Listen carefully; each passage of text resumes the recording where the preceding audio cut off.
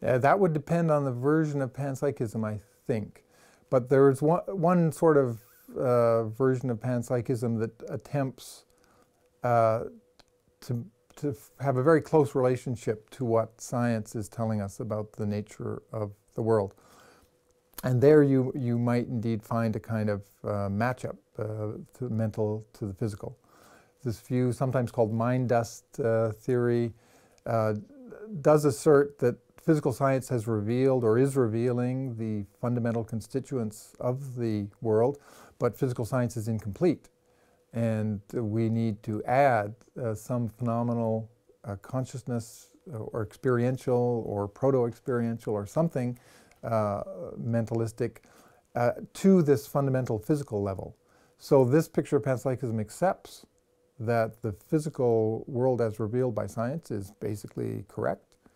It just needs this amendment, some addition of phenomenality.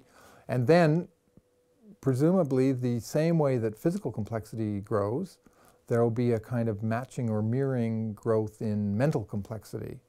It won't be exactly the same, but there should be parallels in how this operates.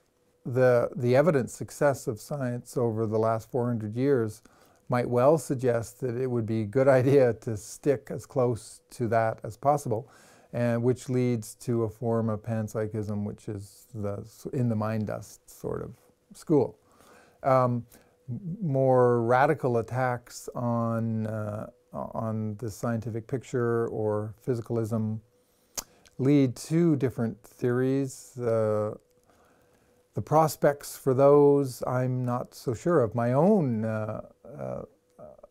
favored view along these lines would be to simply deny one of the assumptions lurking behind the debate, which is scientific realism. The idea that science actually does provide a picture of reality as it is. One might instead prefer a more anti-realist view of science where science provides models for the world that we experience, but that reality should be accepted as a kind of middle-level phenomena. That is to say that we're actually aware of reality as it is in itself, as we see it, as we experience it. And the role of science is to produce certain models for it. This means, on such a view, I think consciousness does become a kind of fundamental feature of the world for which scientific modeling of the usual sort will not work. But that should not drive us necessarily to the kind of mind dust panpsychism.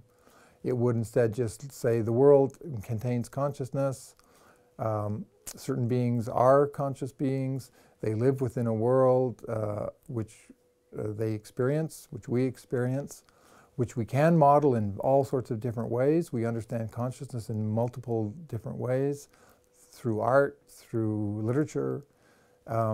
Science provides models for a different aspect of this reality, which is more this compositional constitutional structure.